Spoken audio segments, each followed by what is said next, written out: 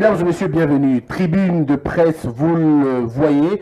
Nous commençons, vous le remarquez d'ailleurs, nous commençons cette émission avec un léger retard.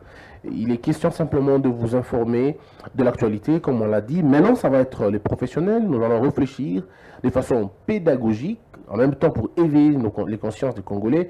On va un peu essayer d'amener les informations qu'il faut, combattre les fake news, parce que c'est ce qui fait finalement nourrir l'actualité en RDC. Vous l'avez certainement suivi, la visite du président de la République continue à alimenter le débat. Voyage de trop. Est-ce que le roi belge a consacré la légitimité du président ou pas?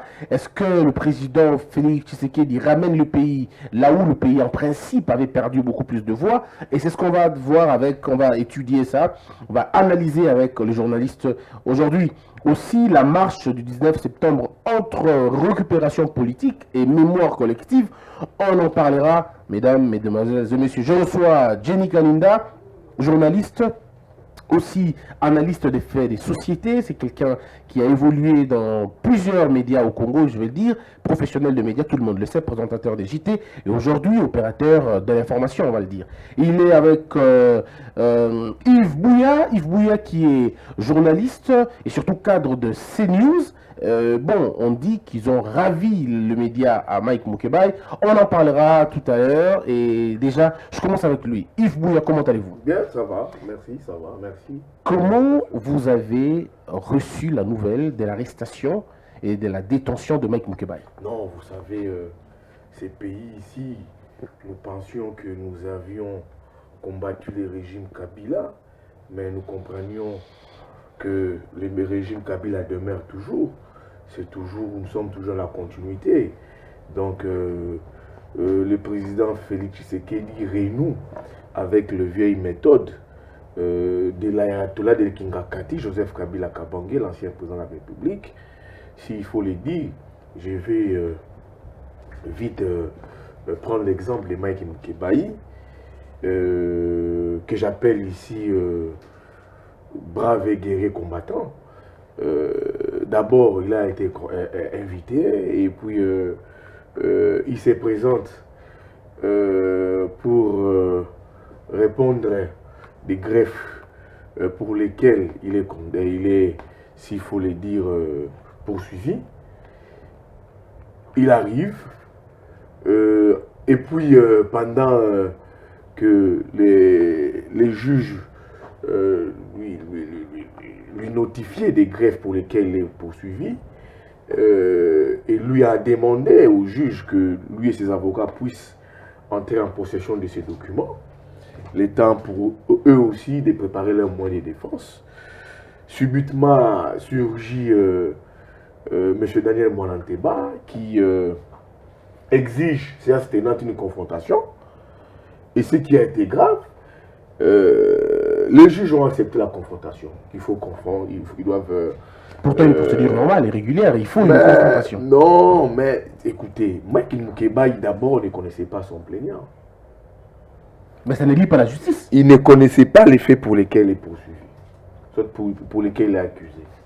Il devait entrer en possession de tous ces éléments-là pour préparer ses moyens de défense. Alors, on va vous donner certainement la possibilité de revenir là-dessus, mais il faut y répondre à ma question de façon rapide.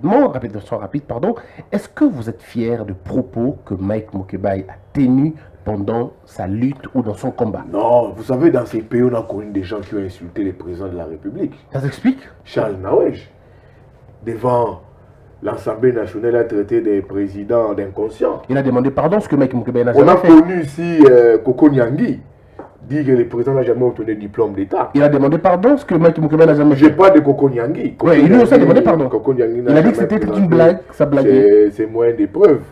On a vu aussi moi qui aussi insulté Mukebai. Hein.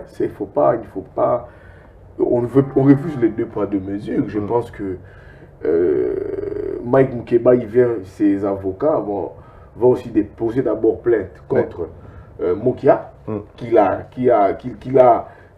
accusé aussi, insulté s'il faut le dire. Il va également déposer plainte contre M. Daniel Mwananteba. Très bien. Qui a aussi, pendant les auditions, traité Mukebai d'aliéné mental. Donc je pense que s'il faut le dire, les responsabilités doivent être partagées. Sont partagées jusque-là. Très bien. Alors, mais on ne refuse. Moi, comme il faut que les dossiers soient traités calmement, que ça ne connaisse pas la célérité dont a connu le procès Mukebai. Alors, Jenny Kaninda, est-ce que vous êtes fier de propos de Mike Mukebai? Pas seulement lui, de Gabriel Mokia, comme vient de le citer tout à l'heure Yves Bouya. Est-ce que vous êtes fier de ces propos-là? Est-ce que vous êtes fier de cette façon de faire la télévision, d'insulter, de se rentrer dedans, de donner des coups au bas de la ceinture? Est-ce que ça vous rend fier? Ça rend fier votre métier? Merci beaucoup d'abord pour Congo Buzz. Merci. Parce que j'estime que c'est un grand travail qui est en train d'être fait ici. Merci beaucoup. Une analyse objective, si on permet aux journalistes d'amener l'éclairage sur les points d'actualité face à l'émergence des fake news dans les réseaux sociaux, c'est une très bonne chose. Vous avez senti avec combien de difficultés mon ami a tenté de justifier l'injustifiable. Nous devons rester rationnels en tant que journalistes. C'est que là où c'est bon, nous disons que c'est bon. Là où c'est mauvais, nous disons que c'est mauvais. Moi, je pense qu'il y a plutôt des leçons à tirer dans cette affaire Mike Mukebai, parce que de part et d'autre, comme Edmond le disait tout à l'heure, il y a des responsabilités partagées. Yves Bouya. Vous voyez, Mike Mukebai est pratiquement au centre des injures de plusieurs personnalités. Je crois que chacun de nous autour de ce plateau a reçu le résumé des injures de Mike Mukebai. Ça, nous disons non. Non. Parce que nos enfants ont accès aujourd'hui à l'Internet. Ils voient ce qui se passe sur les réseaux sociaux. Nous ne devons pas. Je n'ai pas entendu Yves condamner les injures. Il ne l'a pas condamné. C'est comme si c'était bon ce que Mike Mukebai avait fait. Ça, nous disons que ce n'est pas juste. Ça, c'est le premier point. Le deuxième point, c'est par rapport à la procédure. J'estime que la procédure n'est pas suivie. Ça, ce n'est pas bon. Autant nous voulons que Mike Mukebai réponde de ses actes. Parce que quiconque se sent lésé par les propos de l'un ou de l'autre Congolais a le droit d'aller se plaindre en justice. Et puisque nous prenons l'état de droit, il appartient à ceux qui sont allés à l'école pour apprendre comment administrer la justice de pouvoir faire respecter les règles de l'art. Mike Mukebai, c'est un Congolais. Moi, je ne veux pas entrer dans la polémique, c'est un député, c'est un ancien journaliste. Non, tout Congolais a droit à une justice équitable. Le traitement qu'il a subi n'est pas juste, quels que soient les faits lui reprochés. Donc, la première leçon, c'est que nous devons éviter les injures. Nous devons bannir la culture de l'insulte, de l'injure facile. Regardez, même dans les taxis, même quand vous conduisez, facilement quelqu'un comme ça, il vient, il te cogne, lorsque tu regardes, il dit « Toi, ma manette, t'amuses ». Donc on insulte tout le monde, c'est une culture. Arrêtez, condamner cette personne. Tout à fait. Et puis ça pourra changer les choses. Alors Yves Bouya, si vous n'avez rien d'autre à ajouter, on peut passer à la question principale. C'est la visite du président de la République. Est-ce que c'est vrai qu'on a eu le temps de débattre sur la question? Vous avez été invité dans plusieurs médias, vous en avez parlé. Mais j'aimerais ici apporter une autre touche, c'est-à-dire la touche de la réflexion. Est-ce que Jenny Kaninda, vous pensez que le président fait un peu de trop avec ses voyages? Parce qu'on parle de 30 millions de dollars qui seraient dépensés justement pour des titres de voyage et pour toutes les dépenses liées au déplacement du président de la République. 30 millions de dollars. C'est une question très pertinente, mais moi j'aimerais l'aborder autrement. J'aimerais me poser une question à laquelle je vais peut-être répondre. Combien coûte la résolution de la crise congolaise? Je vais parler de la crise alimentaire, de la crise sécuritaire, de la crise sur la défense. Combien elle coûte cette crise-là pour la résorber? Parce qu'il faut considérer que si le président se déplace aujourd'hui, il y a des questions fondamentales auxquelles les Congolais attendent des réponses précises. Je vais par exemple prendre le cas du budget. Nous sommes aujourd'hui en face d'un budget laissé par Bruno Tshibala à l'ordre, je crois, de 4 milliards ou 3 milliards quelques. Alors, nous devons avoir un budget qui répond aux besoins des Congolais, c'est-à-dire aux besoins de l'éducation des enfants, aux besoins des infrastructures scolaires, aux besoins des infrastructures routières, ainsi de suite. Donc, tout ça, ça nous demande un budget colossal. Est-ce que nous sommes en mesure aujourd'hui de répondre à ce budget-là, à la mobilisation des recettes pour atteindre le seuil qu'il faut pour donner des solutions aux problèmes des Congolais? Donc, on n'a pas ça. Lorsque vous regardez la norme africaine, veut que les impôts, les taxes, tout ça, puissent représenter 25% du budget de l'État. Est-ce qu'aujourd'hui, nous sommes capables déjà de mobiliser les 25% de notre budget par les taxes et impôts? Et c'est ce qui explique ce voyage.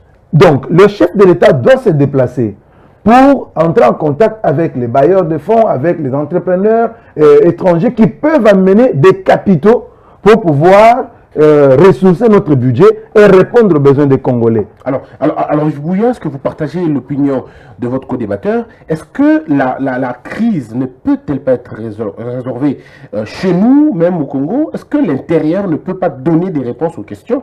Il parle de bailleurs de fonds. Est-ce que nous ne pouvons pas nous-mêmes nous constituer un vrai bailleur de fonds au regard de l'immensité des richesses que nous avons au Congo? Non, nous constituons un vrai bailleur de fonds. Mais jusqu'à là, nous ne produisons rien. Nous avons une économie non diversifiée. Donc, quoi de plus normal pour le président de s'émouvoir? Mais quand il faut un peu analyser les déplacements du président de la République, pour moi, c'est complètement du tourisme qu'a fait le président de la République. D'abord, ici, rendu à Bruxelles pour remettre une invitation officielle au roi belge qui doit prendre part à la prochaine fête de l'indépendance de l'année prochaine. Et puis, avant d'élargir les champs avec d'autres bailleurs, s'il faut le dire. Mais ces entrepreneurs belges ont été clairs. Ils ont été clairs. Ils ont dit au président de la République, oui, ils ont émis des intentions. Nous voulons venir investir au Congo, mais il faut assainir l'environnement politique. Quand ils disent qu'il faut assainir l'environnement politique, ils comprennent que jusqu'à présent, les pays font face à des très sérieux problèmes. Nous les connaissons, les problèmes que nous connaissons ici. Nous avons connu des élections qui a fait appel, s'il faut dire des élections, au lendemain du 30 décembre, mais qui a plongé les pays dans une crise.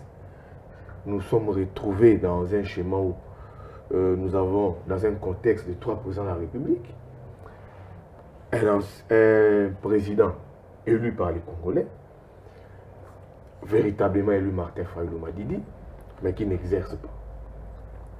Un président qui n'a pas été élu, mais qui porte le costume d'un président de la République, c'est le président Antoine Félix Tshisekedi, et un ancien président qui n'exerce plus, mais qui détient tous les leviers du pouvoir. C'est complètement une crise. Est-ce que vous ne placez pas Kabila au-dessus de Martin Fayulu et Félix Tshisekedi et le peuple congolais finalement? Est-ce que vous ne placez pas Kabila au-dessus de tout le monde maintenant? Non, vous savez, Kabila, c'est ça que j'ai dit ici, ce pays n'a pas connu des élections. Nous avons connu qu'un enveloppe électoral, un braquage électoral, s'il faut le dire. Donc, le vrai problème de ce pays, c'est Kabila. Et quand je me vois encore, quand je faisais encore des reportages à l'UDPS, l'UDPS avait un slogan. Il y a Titi Zongisen à Rwanda. Il n'y a pas un parti aujourd'hui qui a insulté l'UDPS plus que Kabila.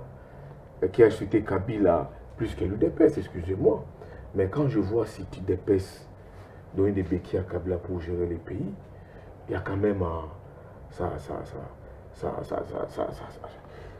vous étonne. Je reviens vers vous pour rebondir. Quand le président fait son déplacement, il dit aux Belges d'alléger les sanctions contre les gens du FCC qui sont ses partenaires. Est-ce que vous avez la bonne information, Yves Bouya? Parce que déjà là, il faut retenir 2 choses avant de donner la parole à votre co-débatteur. Vous parlez de le président Félix Tshisekedi qui serait parti de remettre l'invitation. Est-ce que vous êtes en train de nous dire que le président serait invité pour qu'il aille inviter notre roi? Je ne comprends plus la logique en fait. Vous savez, la Belgique est divisée sur l'élection du président. Tshisekedi, elle est complètement divisée. Maintenant, il faut que le roi belge puisse légitimer les pouvoirs du président de la République, Tshisekedi. C'est pour dire qu'il a la légalité, mais certes, n'a pas la légitimité. La légitimité, c'est le président Martin Fayulu qui a. Donc maintenant, la Belgique étant divisée, ils veulent maintenant soutenir le président Félix. Alors pourquoi la partie divisée ne prend pas Martin Fayulu qui est le président légitime? Cette même Belgique propose des plans de sortie de crise au président Martin Fayulu. Ah d'accord. Pour résorber cette crise née à la suite des élections du 30 décembre. Alors, Jenny Kanida, vous avez là les propos de Yves, mais les propos de Yves sont finalement les mêmes propos de M. Lisanga Bonganga, qui parle de 3 présidents finalement, 3 présidents, et que Félix Tshisekedi serait quelqu'un qui a porté le costume de quelqu'un d'autre, et que la légitimité dont il cherche, c'est la Belgique qui doit maintenant consacrer la légitimité à M. Félix Tshisekedi, et que Félix Tshisekedi était invité pour inviter le roi. Bon, c'est pour ça que j'aime la beauté de cette émission. Et le présentateur réfléchit avec nous. C'est vraiment bien. Merci. Je me refuse de ne pas réfléchir et devenir la caisse de résonance des politiciens. Ça, je me le refuse en tant que journaliste. Je ne peux pas faire la caisse de résonance d'un politicien en quête de repositionnement. Lisanga Bonganga, il se masturbe intellectuellement. Et que moi, journaliste, je prenne ça pour gober. Donc, c'est pour induire nos enfants en erreur quand on va lui poser la question dans les cours, je ne sais pas moi, de quoi à l'école, qui est le président de la RDC, que l'enfant dise, nous avons 3 présidents. Et l'enfant dit, il aura 0. Il aura 0. Non, nous devons apprendre à dire la vérité. Elle fait mal, mais c'est la vérité. Nous avons un seul président dans ce pays aujourd'hui. Il s'appelle Félix Antoine Tshisekedi Tshilombo. À la suite d'un hold-up électoral, tel que Yves Bouya le dit. Hold-up électoral, ce n'est pas sur un plateau de télévision qu'on doit le prouver. C'est la Cour constitutionnelle. Nous avons la CENI qui est l'organe, l'institution qui organise les élections. Et nous avons les cours et tribunaux qui doivent donner les résultats définitifs. Martin Fayulu par F. Bazaïba nous avait dit qu'il avait toutes les preuves qu'il avait gagné l'élection. Ils arrivent à la Cour constitutionnelle, on demande les preuves, ils avaient des cartons sur la tête. Après, non, nous n'avons pas de preuves ici, les preuves se trouvent chez les prêtres. On demande aux prêtres, les prêtres, non, nous n'avons pas le droit de vous donner les preuves que nous avons. On connaît tous. Alors, donc il veut nous ramener dans ça, c'est du dépassé. Mais est-ce que c'est le roi Est-ce que le roi, déjà, Yves le sait, il est informé, il est journaliste, il sait que le roi belge a invité Félix Tshisekedi. Félix Tshisekedi ne s'est pas fait inviter. On lui a remis l'invitation ici au Palais de la Nation. Et il a répondu à l'invitation. Alors, il dit que l'ambassadeur, parce qu'on était avec lui sur un plateau où il affirmait que c'est l'ambassadeur qui lui a dit ça. Donc l'ambassadeur, il dit à Yves que votre président, nous l'avons invité pour qu'il vienne remettre l'invitation à notre roi. Non, mais soyons cohérents quand même dans la réflexion. Alors, est-ce que la Belgique a tort de demander des exigences? Est-ce que la Belgique n'est pas en train de douter un peu du leadership du président quand la Belgique est en train de dire nous voulons du sérieux, nous irons, mais il faut que les indicateurs soient prêts? Pourquoi la Belgique émet des doutes quand c'est elle qui vous invite? Voilà, la Belgique émet des doutes simplement parce que nous nous trouvons dans une situation telle que il y a une coalition qui gère le pays. Et puisqu'il y a une coalition, ça signifie que les ennemis d'hier sont encore là. Vous savez qu'au niveau de la coopération internationale, toutes les aides qui viennent, Banque mondiale, BAD, tout ce que vous voulez, ces aides-là ne sont plus gérées par notre gouvernement. Ce sont ces institutions-là seules qui gèrent l'aide. L'aide arrive, on met en place un comité, une commission, tout ça, cette commission-là qui gère les décaissements jusqu'à l'appurement des fonds et jusqu'à la fin du projet. Pourquoi? Parce qu'ils avaient retiré la confiance au régime passé. Mais aujourd'hui, puisqu'ils sont encore là, ils sont au Sénat, ils sont à l'Assemblée nationale, ils sont au gouvernement, les partenaires multilatéraux ont besoin des assurances pour qu'ils puissent amener leurs capitaux. Parce qu'ils ne peuvent pas amener l'argent comme ça. Et alors, en ce moment-là, Félix Tshisekedi a la responsabilité. On a vu les membres du gouvernement signer l'acte d'engagement pour respecter leur engagement citoyen. Permettez-moi la redondance. Mais cela ne suffit pas. Il faut des signaux très positifs. Ça signifie, c'est lui qu'on surprend avec une moindre tentative de détournement. il doit être arrêté. Et c'est ce qu'on va voir. Mais alors, Yves Bouya, est-ce que vous ne voyez pas que la Belgique prend votre analyse? Parce qu'on dirait que la Belgique émet des doutes du leadership effectif du président Fachi. Parce que comment on invite quelqu'un et en même temps on lui dit, écoutez, nous on n'est vraiment pas très sûr. Est-ce que vous allez nous prouver les signaux? Est-ce que vous allez nous montrer ceci? Est-ce que vous allez nous montrer cela? Est-ce que la Belgique n'est pas dans votre logique de crainte d'une surdomination de Kabila? Non, nos locaux sont informés que Kabila détient toujours tous les pouvoirs. Il a la plénitude du pouvoir. Les locaux sont informés. Ici, j'aimerais donner un exemple à Dini Kaninga, quand il dit que le président Félix Tshisekedi a toute la plénitude de son pouvoir. Comment se fait-il quand il nomme des mandataires publics qu'une ministre est aussi proche des FCC, également démissionnaire, pour bloquer les ordonnances du président de la République? On n'a jamais vu ça. Mais la dame avait raison. Elle dit qu'elle avait raison parce que la question n'était pas débattue au niveau du Conseil des ministres. Nous avons une jurisprudence avec les DG de la SONAS, non? Il a été nommé, aussitôt nommé, le lendemain, il a été notifié. Il n'y avait pas de gouvernement. Qu'est-ce que vous vous attendiez à quoi exactement? À une sanction? C'est pour dire quoi? Quand on dit des choses, nous comprenons. On sait. Les Belges sont informés que derrière Kabila, derrière Félix, il y a Kabila. Et Félix n'a pas la plénitude de son pouvoir. C'est ça qui a créé une crise. Que Denis ne puisse pas dire ici nos enfants. Non. Cette crise doit être enseignée à nos enfants, notamment ses enfants à lui. Je sais qu'il en a plusieurs, notamment ses enfants à lui. Qu'est-ce que vous insinuez d'avoir plusieurs? Non, il sait qu'il a plusieurs. Il a une expérience de mariage plus que moi. Okay. Donc moi, ma fille n'a à peine que 8 mois. Lui, son premier fils peut avoir 12 ans. Ouais. Donc c'est juste une estimation. D'accord. Donc cette crise ici doit être enseignée à nos enfants. Très bien. Il faut classer ça dans la perspective. On ne peut jamais accepter dans ces pays, à chaque fois qu'on organise des élections, qu'il y ait toujours des crises de contestation. Il ne faut jamais. Qu'est-ce que nous allons enseigner à la postérité? Donc, on va aux élections, la personne qui a gagné, on les met de côté, et la personne qui n'a pas gagné, on lui donne les pouvoirs. Et on doit enseigner ça à nos enfants. Quand nos enfants vont nous enterrer, pour savoir que non, nos papas nous ont dit il faut faire attention à la crise électorale, ça fait reculer les pays. Le pays n'est pas avancé, les pays ne fait que reculer à la suite de ces braquages électoraux. Alors, deuxième partie, c'est plutôt la mémoire collective. Le 19 septembre, il y a de cela pratiquement 3 ans, mouraient au Congo plus d'une centaine de personnes de sources différentes. Il y en a d'autres qui nous parlent de 53 personnes, 326 blessés. Et je crois que nous trois sur ce plateau, on n'était pas ce jour-là sur terrain, mais on était peut-être en train d'analyser le fait dans le média pour ramener l'affaire et surtout à la population. Alors je commencerai par vous, Yves Bouya. Où étiez-vous ce jour-là? Non, ce jour-là, j'étais sur le terrain en train de faire mon reportage. Ce que j'avais vu, c'était écœurant. Des cadavres qui gisaient sur le sol, des gens abattus comme des animaux par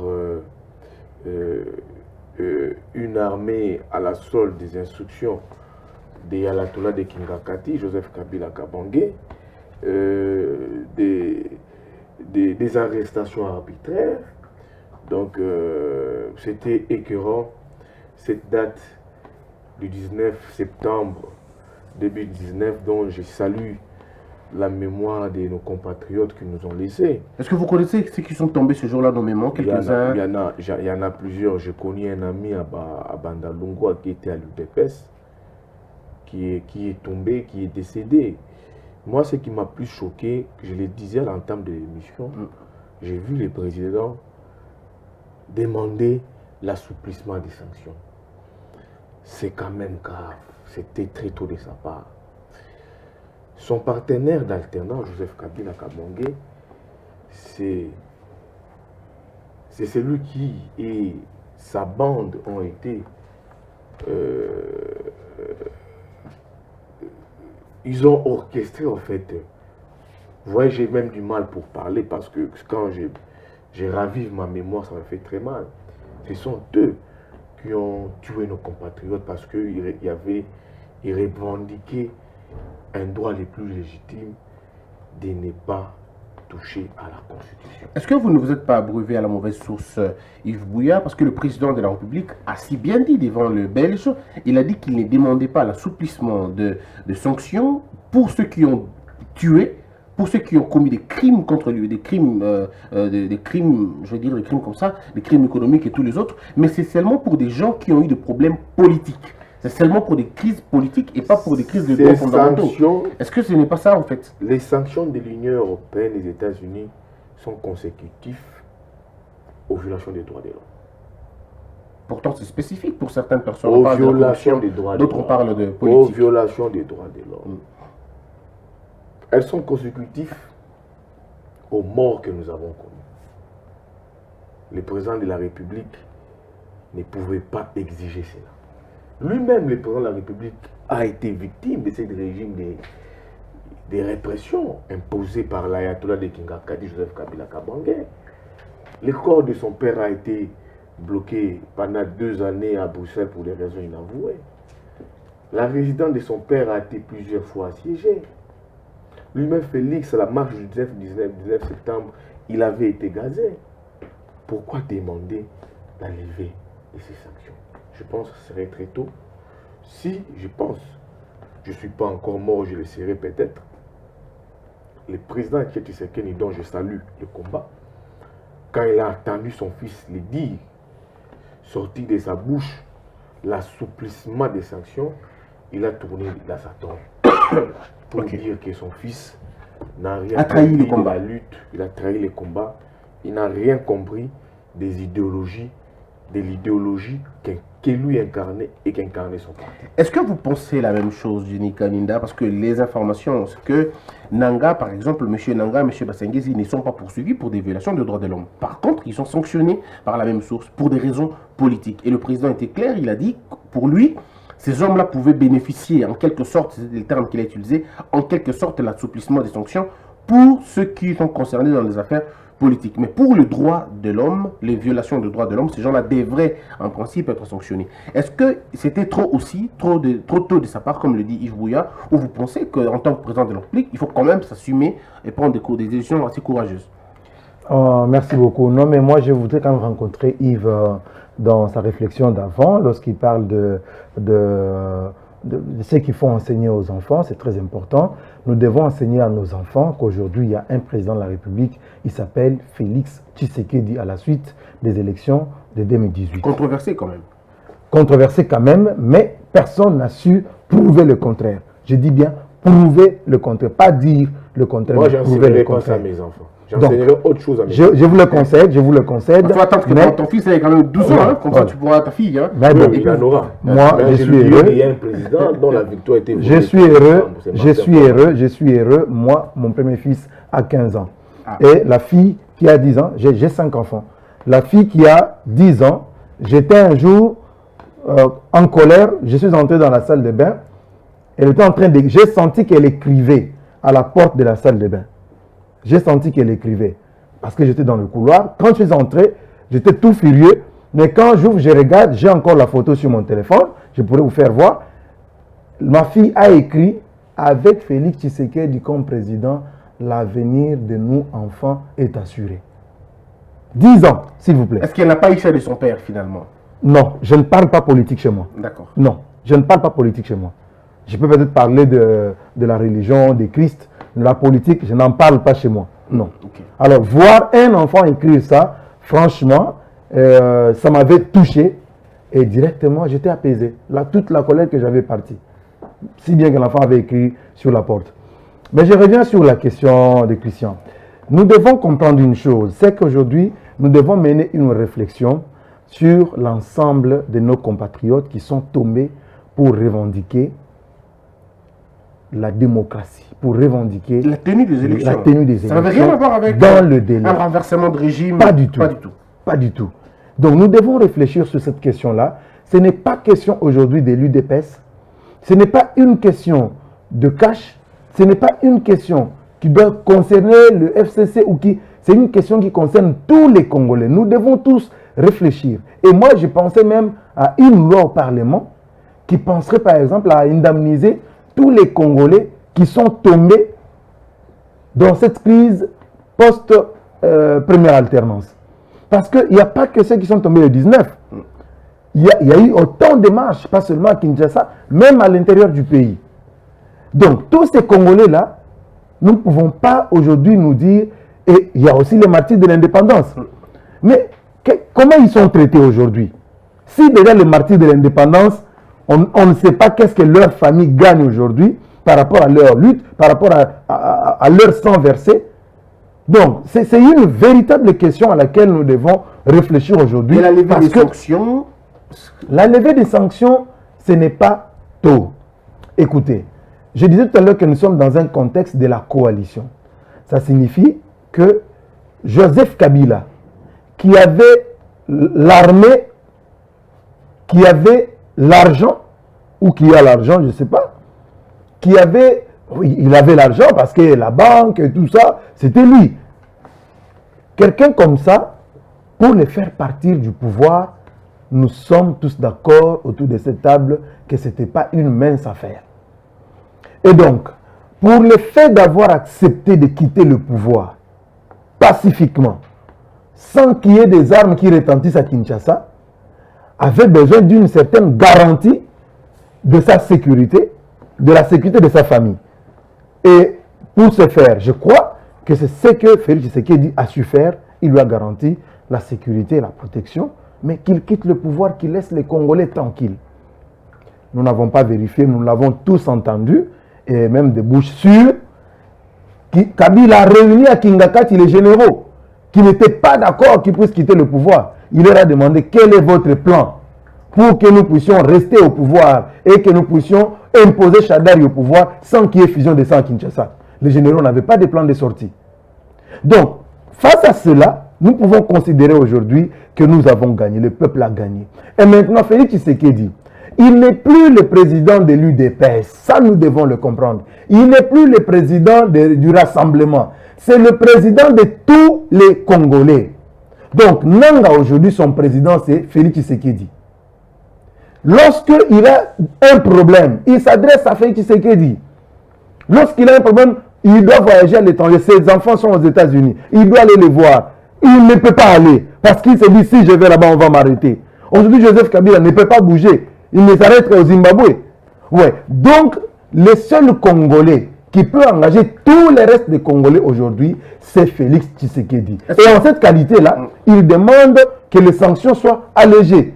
Mais pas pour les criminels. Christian l'a rappelé. Est-ce que ça suffit, Yves Bouya, pour apaiser la colère de ces victimes, de ces veuves, de ces orphelins, de vous qui avez perdu vos amis, par exemple, ce jour-là? Est-ce que ça suffit au nom de l'unité, au nom de la reconstruction du pays, à un peu faire une tabula rasa, justement pour ceux qui ont été concernés dans les affaires politiques et pas des droits, des crimes, par exemple, traditionnels? J'aimerais faire un petit toilettage technique.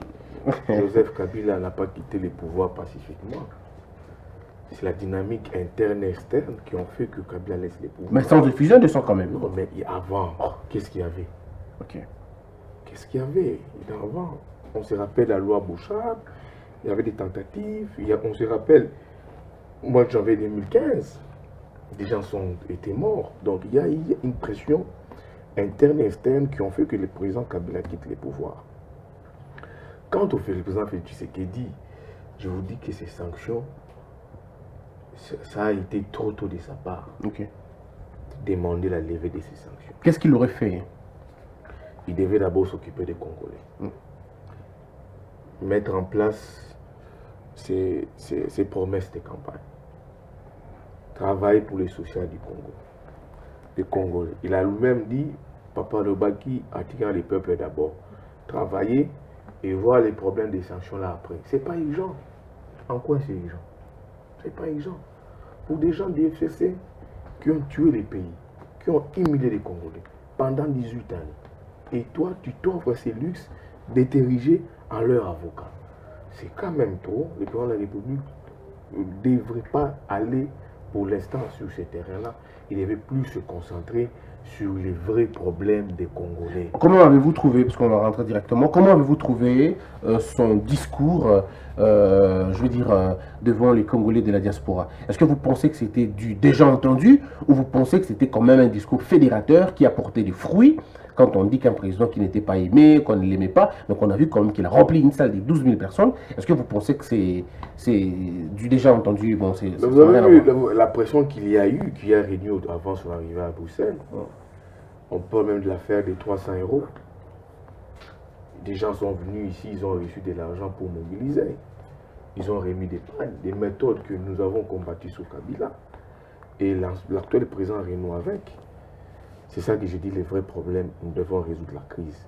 Aujourd'hui, le pays connaît une fracture sociale comme pas possible. Une fracture sociale. Regardez, l'Europe est divisée sur des problèmes très sérieux du pays. L'Europe est complètement divisée. J'aimerais ici ajouter un fait banal au-delà de nos clivages politiques, de nos réflexions politiques. Si ces pays avaient connu une alternance sérieuse, crédible, pourquoi Tilo a avec Martin Fayoulou? Pourquoi Tilo a conseillé la porte Zongate?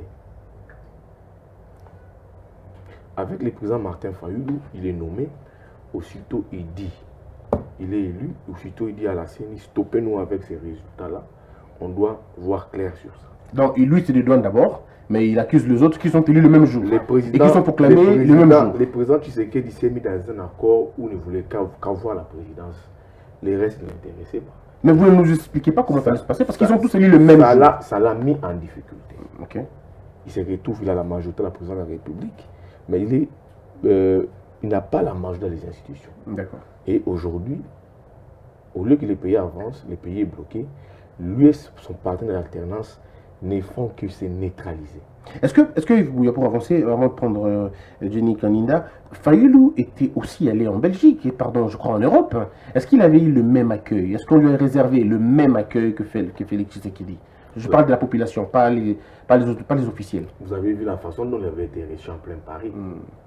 C'est un grand message. Très bien. Alors, Jenny Kaninda, la même question. Est-ce que vous pensez que le discours du président était un discours fédérateur ou c'était un discours, bon, on va dire, déjà entendu, quoi? Bon, vous savez que Félix Tshisekedi n'est qu'à... Nous sommes réticents par rapport au discours simplement parce que nous étions habitués avec Joseph Kabila, 18 ans durant. Monsieur est resté là et il ne faisait pas ce qu'il disait. Même si nous avons vu des panneaux publicitaires, il a dit, il a fait. Mais généralement, quand vous prenez tous ces discours, vous regardez le taux de réalisation, c'est en dessous de 30%.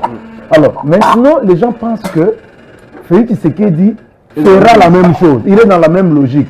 Non, il est dans l'an 1 de son pouvoir. Ça signifie qu'il doit annoncer des choses. C'est seulement lorsqu'on va entamer la deuxième année, la troisième année, qu'on doit normalement commencer à vérifier ce qu'il avait dit, est-ce que c'est fait ou pas. Mais déjà à ce stade, lorsque nous regardons tout ce qu'il a promis, c'est en train d'être réalisé. On voit l'eau revenir au camp militaire, on voit les écoles revenir au camp militaire, les écoles modernes, on voit des écoles publiques être reconstruites, on voit l'application de la Constitution avec la gratuité de l'enseignement. Mais simplement parce que Kabila nous avions mal habitués, on pense que c'est le discours vain. Parce qu'on ne parle que d'un seul camp. Oui. On ne parle pas de beaucoup de camps, on parle d'un seul camp alors qu'il y a des militaires. Il faut commencer par quelque part. Il a dit dans son message qu'il a donné là que lorsqu'on veut améliorer les choses, on n'attend pas de réunir toutes les conditions, toutes les meilleures conditions. Non, on commence. On doit commencer par quelque part, Christian.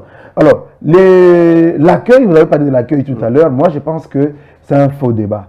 C'est un faux débat parce que même les Belges, ils sont unanimes. Les Européens, ils sont unanimes. Ils disent, ils n'ont jamais vu un président africain, ou même dans le monde, un président être accueilli de cette manière-là. Jamais. C'est du jamais vécu.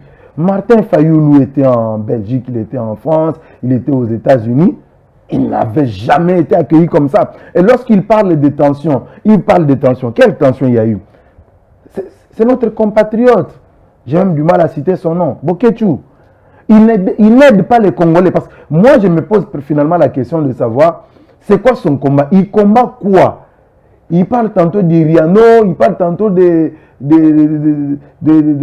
Colbat, il parle tantôt... Donc, je ne sais pas c'est quoi son... Il combat pourquoi? Mais tout ce que je sais, ce qui est vrai aujourd'hui, nos compatriotes qui sont en Europe, pour ceux qui n'ont pas eu la chance d'étudier en Europe. Ils n'ont pas eu l'occasion d'étudier au pays parce que Mobutu ne leur avait pas donné la gratuité. Joseph Kabila ne leur a pas donné la gratuité. Ils se sont retrouvés en Europe. Ils n'ont pas eu l'occasion d'étudier en Europe. Pour eux, ils pensent que Félix Tshisekedi doit essentiellement quitter le pouvoir au profit de Fayoulou. Par quel mécanisme, ils ne disent pas. Mais le vrai problème... Est-ce que vous pensez que tous ceux qui sont contre Fachi n'ont pas étudié là-bas?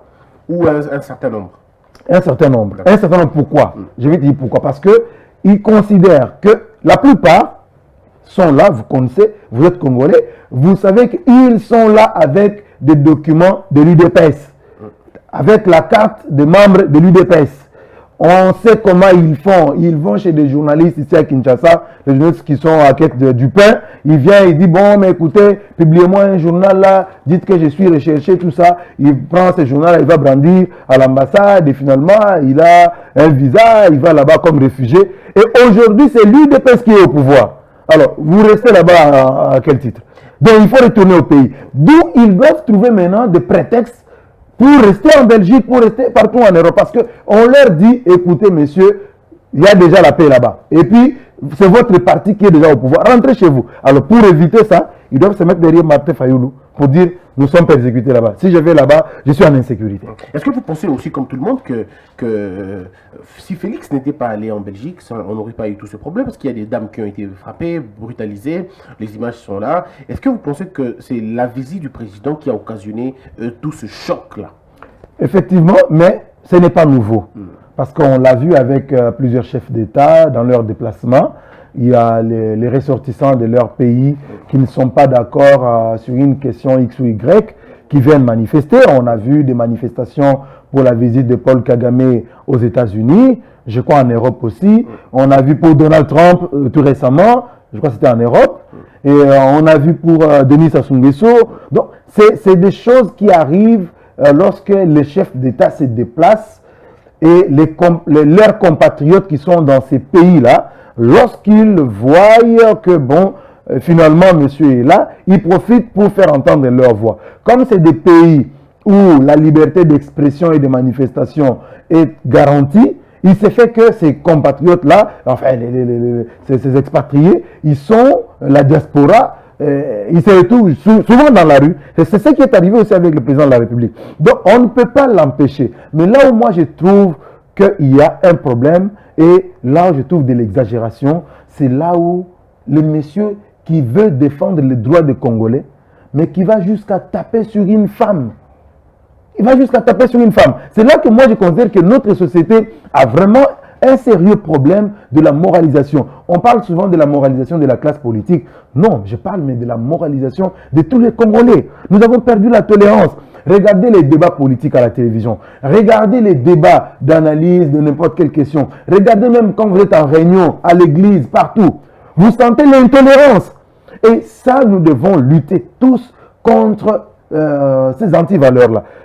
L'intolérance, ça nous devons lutter contre. Alors, Yves Bouya, est-ce que vous pensez que le voyage du président Félix est un voyage fédérateur? Votre co-débatteur estime que c'était un voyage fédérateur, c'est vrai, mais il estime aussi que certains combattants ou résistants en font un peu de trop. Le cas de Boketchou Ier qui s'arroge le droit de brutaliser certaines femmes. Il faut que je rappelle que Boketchou a démenti, même si une vidéo l'a incriminé à la fin, quoi. Non, c'est pas un voyage fédérateur. Si c'était... si ça a été, donc on n'allait pas voir les tensions qui ont concouru avant l'arrivée du président de la République. Et même pendant, hein. Donc oui, vous voyez ça que je dis que ce pays connaît une fracture sociale comme pas possible. Comme pas possible. Alors nous devons y remédier. Aujourd'hui, les seuls plans de sortie de crise, c'est le plan de sortie de crise de la Mouka. Où les présidents de la République doivent se mettre ensemble avec ses frères et discuter. Ici, peut-être les gens diront sur ces plateaux que la Mouka, peut-être via son candidat président Martin Fayoulou, qui a gagné les présidents véritablement élus, est à la demande d'un emploi. Non, il ne l'est pas. Il veut juste poser les jalons des vraies élections, des élections crédibles, des élections transparentes. Donc nous sommes dans cette perspective. On ne veut pas arriver en 2023 et par après qu'on connaisse des braquages électoraux. Et pour ça, la Mouka est prêt à accompagner le président de la République sans avoir même un rond de la République. Sans avoir un rond de la République, ne fût-ce que ces réformes s'effacent. Donc, les déplacements du président de la République, ça n'a pas été fédérateur. Est-ce que vous pensez Vous avez vu Oui, allez-y. comment est-ce qu'il y a eu de la bagarre, il y a eu de l'opposition, les gens se sont amassés tout au long des ministères belges des Affaires étrangères, même aux alentours du palais. Donc, il ne faut pas dire que les présidents, ça n'a pas réussi. C'est nouveau. Au plus, non. Mais pour quelqu'un qui habite la Bruxelles, qui habiterait Belgique pendant des années, pour quelqu'un qui fut dans un parti qui a milité pendant des années dans l'opposition, il fallait que son arrivée en Europe puisse rassembler pour les compatriotes. Mais pourquoi les gens se sont battus C'est pour s'opposer à l'élection, pas l'élection, au hold-up électoral qu'a connu le pays. Et ça justifie les violences. Mais vous savez, ici, j'ai entendu Jenny, le candidat ici, j'étais en pâture, mettre en cause les combats de nos compatriotes de la diaspora. Ce sont des gens aujourd'hui qui mènent un combat noble. Si nos musiciens ici s'appauvrissent, c'est à cause d'eux. Ils ont compris que les pays dans la difficulté, les pays dans la misère. Mais nous donnons de l'argent à ces musiciens, ils s'enrichissent, mais les pays souffrent, nos compatriotes souffrent. Vous êtes sans oublier ici que nous vivons avec les phénomènes code. Il faut voir dans les agences ici des transferts d'argent, comment est-ce que les Congolais s'alignent comme devant la maison Schengen. Parce que quand vous alignez pour côté, dans une code de route Allemagne, dans une code de route Espagne, dans une code de route Belgique, dans une code de route Paris. Alors, nous vivons toujours avec le système code. Même Jenny Kanina vit toujours des systèmes code. Comment ça? Je le vois des fois vers Western et tout qu'on sort, ils cherchent des agences. Non, mon cher, on m'envoie un petit rien. Alors, quand ces gens ici disent que concerne à Potezongate, ils ne peuvent pas se munir des armes. Est-ce qu'il y a des fois qu'on c'est un moyen de pression. Est-ce qu'il y a des fois qu'on Kotabassé, je condamne. Oui. Il fait utiliser des méthodes pacifistes. Déjà, comme vous avez fait avec les musiciens, pas de concert. Si le concert n'a pas tout, il est marathé. Pas de concert. Je pense que c'était un moyen de pression. Mais tabasser, quand j'ai vu dans les vidéos, une vieille maman être tabassée comme ça j'avais condamné. Est-ce que ça aboutit à quoi finalement toutes ces luttes? C'est un moyen de pression. Mais ça aboutit à quoi exactement? C'est jusqu'à ce que les Congolais, l'homme congolais, vous êtes sans oublier, Christian, que les Congolais s'est sacrifié. Les Congolais morts. Les Congolais a donné de sa vie pour que nous puissions connaître des élections. Mais ces élections, des vraies élections qu'on n'a pas connues. Vous vous rappelez avec moi, vous vous souvenez avec moi, le 30 décembre 2018, comment est-ce que, malgré sous la pluie, nous nous sommes déplacés pour aller voter. Et au lieu d'avoir des bonnes élections, on nous donne un braquage électoral. Et ça, la diaspora a compris. La diaspora a dit, on ne peut pas cautionner ces braquages électoraux. Le vrai gagnant a été connu. Il faut rétablir les Congolais dans son droit les plus légitimes. Ces braquages électoraux que nous connaissons, on a violé les droits des Congolais. C'est violer les droits des Congolais. Alors vous condamnez la violence. Oui, vous condamnez la violence, vous demandez qu'on procède plutôt aux méthodes beaucoup plus pacifistes. Est-ce que vous pensez qu'un dialogue est important maintenant, aujourd'hui? Un dialogue, je veux dire, diaspora et gouvernement congolais, ou diaspora et congolais, est-ce que vous pensez il ne faut pas avoir un dialogue. Oui. Le président Tshisekedi a vécu à Bruxelles, en Europe. Il a pratiqué ces mêmes méthodes. Il doit créer réparation avec son frère Martin Fayou. D'accord, c'est ça le là où, s'il trouvait réparation son frère Fayou, toute la diaspora va adhérer dans ces schémas. Alors, pour comprendre bien, avant de prendre la parole, de donner la parole à Jenny Kalinda, parce qu'on va vers la fin, est-ce que cette réparation doit aboutir à quoi? Au rétablissement du droit de Martin Fayulu, qu'il redevienne le président convenablement, ou qu'on assiste à un... Je ne sais pas, qu'est-ce que vous pensez? Il y a eu, la Mouka présenté un plan de sortie des crises. Ah, qu'on utilise ce plan de sortie? Approuvé par tous les leaders de la Mouka. D'accord.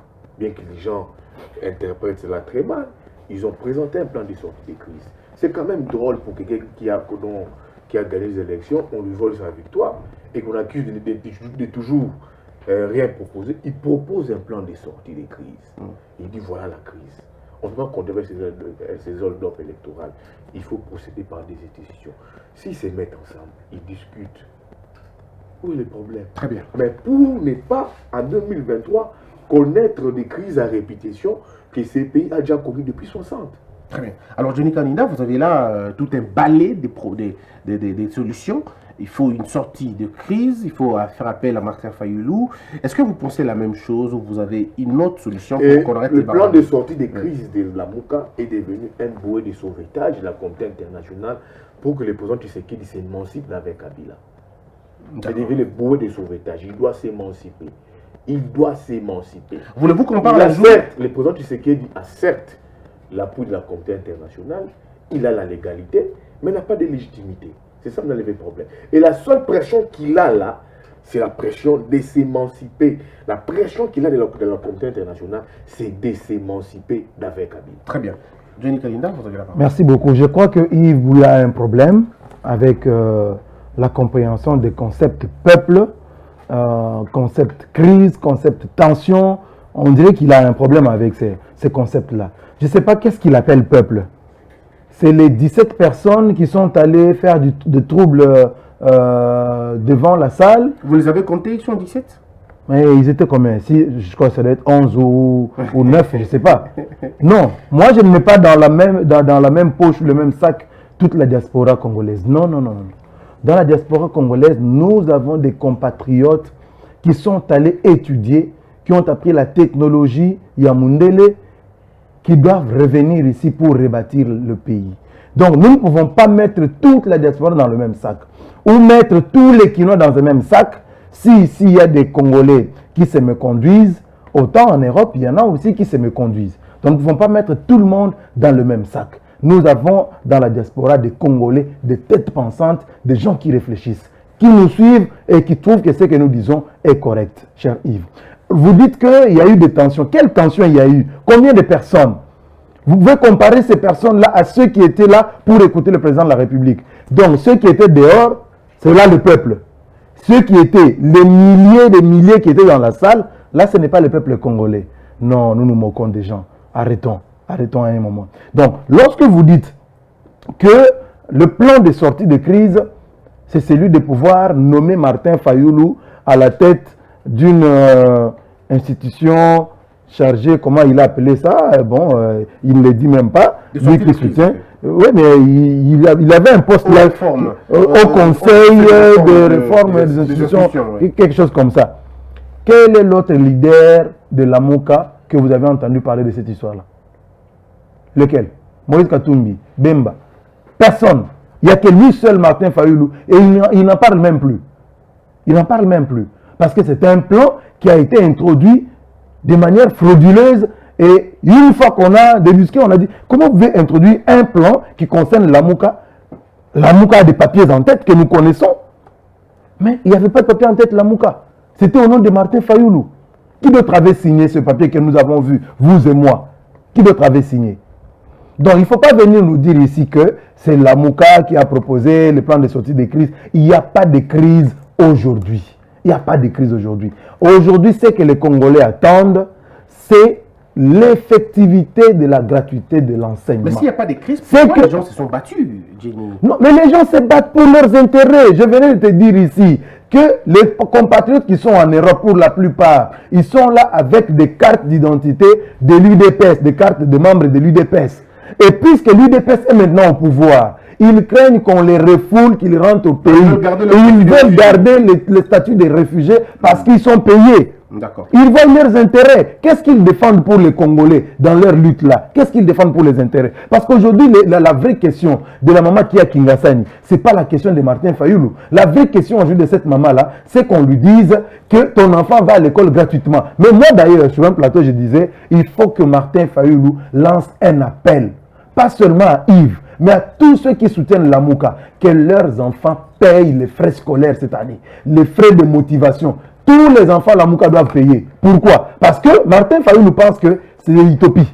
Il a qualifié cette mesure-là de l'utopie. Alors, comme c'est utopiste, tout ce qu'il peut faire, c'est demander à ses militants, à ses partisans, à Yves Bouya, qu'il paye pour son enfant. Est-ce que vraiment ça va régler la question ou ça va... Oui, mais parce qu'il ne croit pas. Oui. Parce qu'il ne croit pas à ce que fait Félix Tshisekedi. Comme il ne croit pas à la gratuité de l'enseignement. Ok. maman nyonso à la mouka, maman nyonso bazana décidé, ou bazana téléma lelo. Donc tous, bango, ba fouta na bango non préfet, nga on fouta na nga. Nga na dimi na nga gratuité, c'est ça utopie. Moi je paye. C'est ça qui doit se passer. On termine avec vous. C'est ça une vraie question. Yves Bouya, qu'est-ce que vous en pensez? Non, écoutez, d'abord on n'a pas eu les plans de sortie de crise du président véritablement élu. Martin Fayulu n'avait pas été déposé en catimini, non, ça a été présenté au propos de tous les leaders de Namouka. Et il a présenté ses plans de sortie de crise dans des chancelleries, aux ambassadeurs et auprès de certaines personnalités. D'abord, en président élu, et puis en qualité de candidat de la plateforme Lamouka. C'est dans ces qualités qu'il avait présenté ses plans de sortie de crise, et les plans de sortie de crise avaient été approuvés par d'autres leaders de Lamouka. Il ne faudrait pas venir dire ici que c'est là. Qui en a parlé? C'était ça ma question. Quand le président Martin Fayulu avait déposé auprès de l'envoyé spécial British, la Grande-Bretagne, c'était en présence de Maman Ève. C'était même pris en photo. Il y avait Maman Ève dedans. C'est sorti quand? Il faudrait bien s'informer. Il ne faut pas ici dire que les combattants se battent que pour leurs propres intérêts. Non, ils se battent pour les intérêts du peuple congolais. Quand je dis pourquoi ce que concerne la Porte Zongati, c'est un moyen de pression pour dire que nous sommes contre ce hold-up électoral. Conseil faut bétamati. Il ne faut plus jamais dire ça. Et je t'interdis de le dire. Que Baboundi pour la intérêt. Je t'interdis de le dire ça. Je t'interdis de le dire ça. Mais les conseils ont été interdits avant Fachi a dit. J'ai pris le pouvoir, je suis proche du peuple, j'ai été en Europe, j'ai travaillé pendant longtemps à l'UDPS, revenir plus d'exilés politiques. Il a dit aux compatriotes de rentrer. Combien sont-ils rentrés? Non, mais il leur a demandé de prendre les temps. Il y a même certains qui beaucoup, si tu n'es pas au courant, fait des vidéos pour dire hamburger,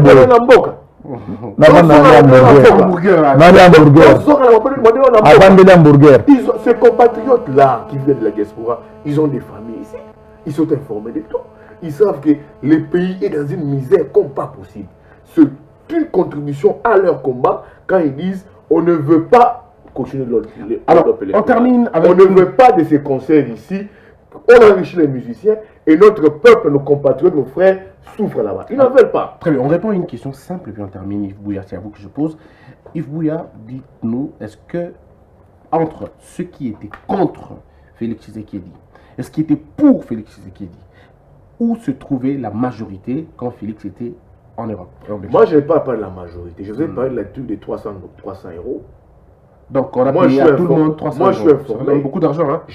Moi, j'ai informé. Il y a eu des combattants qui ont été logés ici à Kinshasa. Ok. Ah, c'est donc eux qui sont allés mobiliser. Ils ont reçu de l'argent ici. D'accord. Ils sont allés faire la mobilisation en Europe. D'accord. Et ceux qui ont fait la mobilisation pour Fayulu, ils ont eu l'argent ou... Non. Fayulu, c'était spontané, le Ah, patriotisme. Très bien. Ils ont compris que c'est lui le président élu des Congolais. Okay. C'est pour ça que c'était spontané cette mobilisation. Mais des méthodes que nous avons pour donner Kabila, il faut qu'on puisse se battre 2000 fois. Maman Pouta, président de la République, Juan Elisabeth. Ils ont bon à l'État. Est-ce que ça va 15 millions en été par hasard? Je t'ai dit, ceux qui 15 millions ont utilisé sous grave, je t'ai dit, mais Bazou va 300 euros. D'accord. Bruxelles. C'était un truc boutiqué, monnaie même. C'est pour dire que non, il y a cassure directe entre les présidents et ses compatriotes. Gardez la parole pour terminer. Jenny Kaninda, est-ce que vous ne voyez-vous pas que c'est l'argent de la République qui est dilapidé quand on doit donner à 12 000 personnes qui ont rempli ces stades, cette salle, à 300 euros? Est-ce que vous ne voyez pas que c'est beaucoup d'argent finalement? Non, mais c'est des accusations graves. Je rappelle que c'est un journaliste qui le dit. Ça signifie que Yves Bouya a des preuves aujourd'hui. Si jamais les services de la République veulent avoir, non pas de la République, oui de la République, l'ANR, comme c'est le cas actuellement, où on fait des investigations sur tous les cas de malversation financière, lutte contre la corruption, je crois qu'il va des informations, qu'il peut donner à la République pour étayer le fait qu'il allègue ici. Comme quoi, le président de la République a remis 300 $ américains à chaque Congolais qui était dans la salle. Donc Yves a des informations et il a des preuves. en tant que journaliste, lorsque nous parlons, je crois que nous devons parler preuve à l'appui. J'ai dit, ils ont reçu $300. Voici la photo de où ils ont perçu l'argent et comment ils les percevaient. C'est sorti. Mais la clameur publique le protège. C'est tout le monde qui en parle. C'est pas lui, c'est tout le monde qui en parle. Hein. Non, lui n'est pas tout le monde. Yves Bouya, je rappelle, c'est un journaliste. Il est professionnel. Donc, quand il donne une information, c'est qu'il a vérifié et il a les preuves. Donc, lui peut aider la justice congolaise à pouvoir.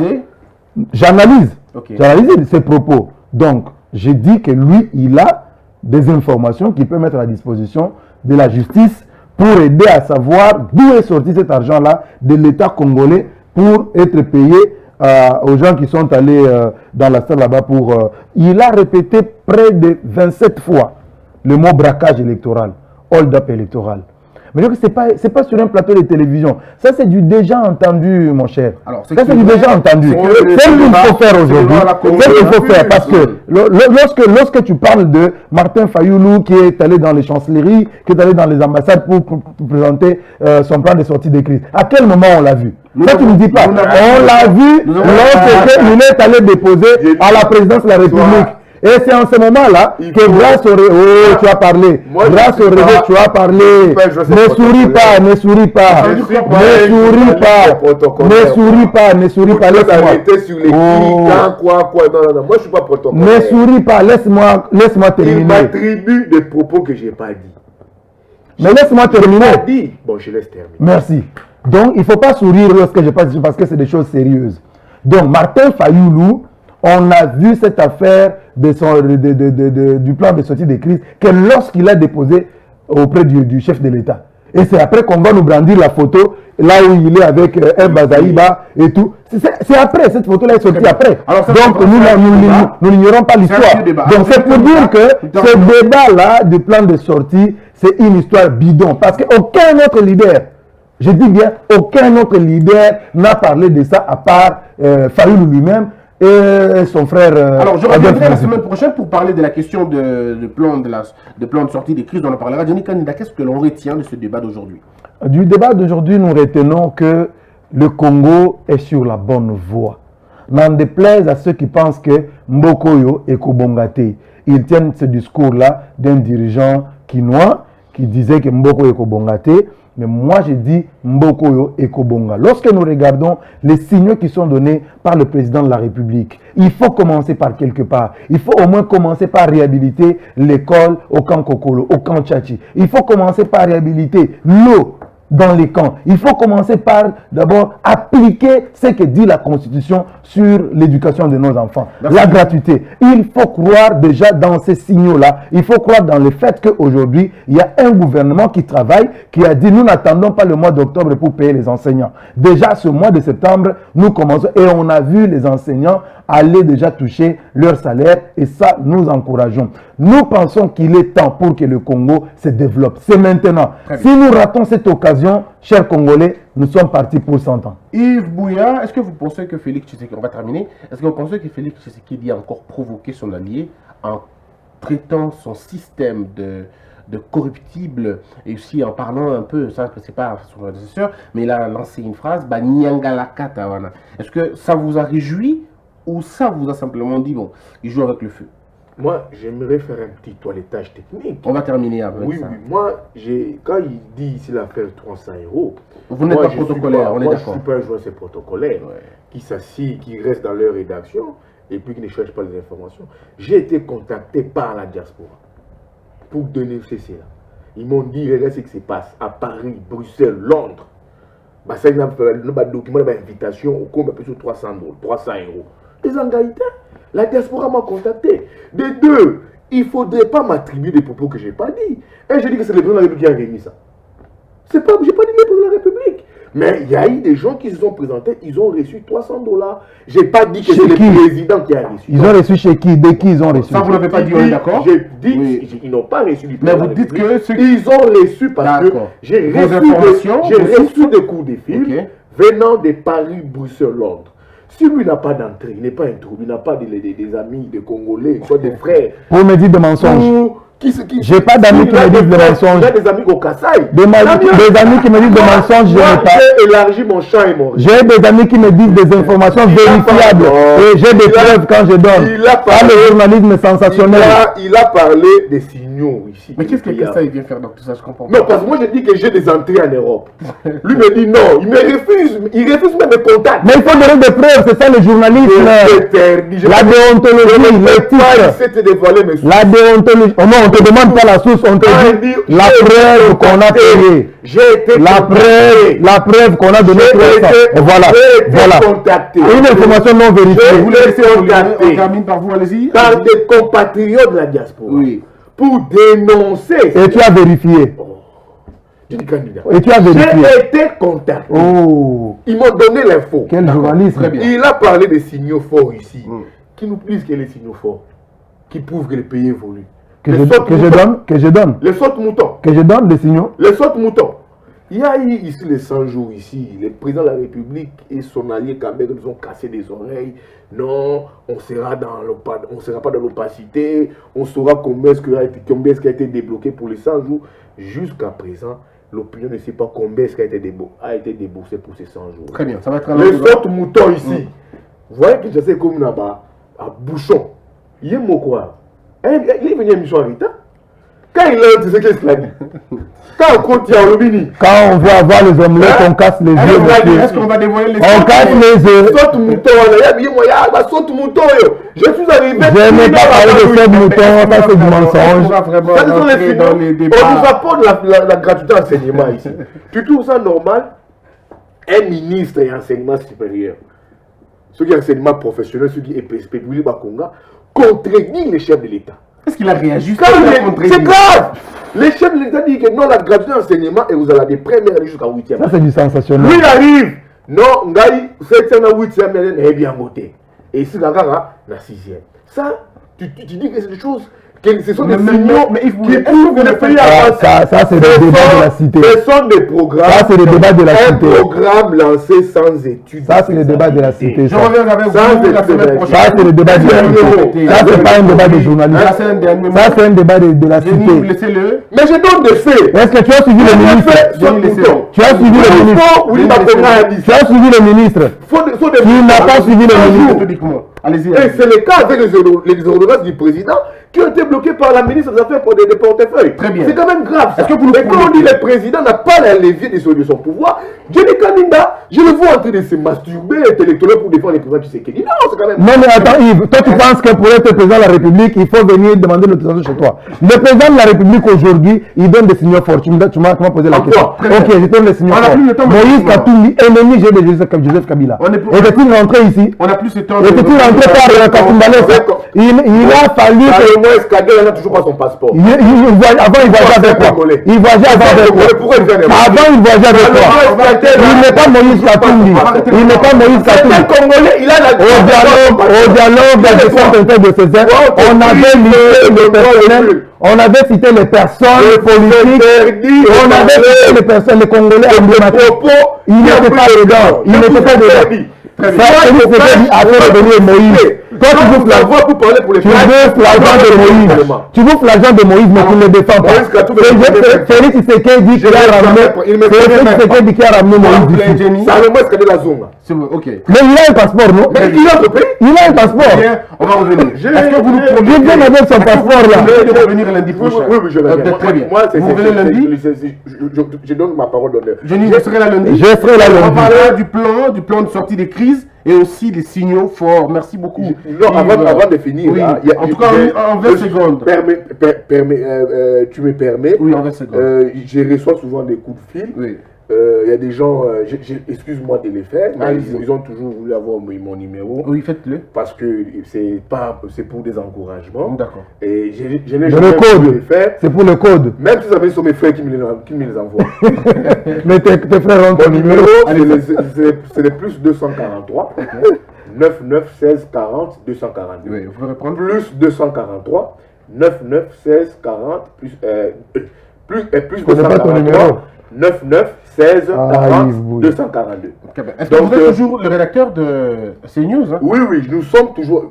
Ici, j'allais corriger des propos que vous aviez dit. On Excusez-moi, n'a pas c'est- chassé Mike Moukebaï Ah, de d'accord. CNews. Ouais. Mike était devenu politique D'accord. et nous avons récupéré les journaux CNews. Très bien, merci beaucoup de cette, comment on dit, cette mise au point. Oui, oui, merci. Très bien. Alors, Jenny Kanida, vous allez aussi peut-être donner vos coordonnées. Peut-être des gens auront besoin de vous poser des questions. La diaspora n'en veut même pas de son numéro. Ils n'en veulent pas. Non, mais moi, les amis savent que je m'appelle Johnny Kanindami du changement. Ok, je vais donner les coordonnées. C'est les 0 plus 243 97 516.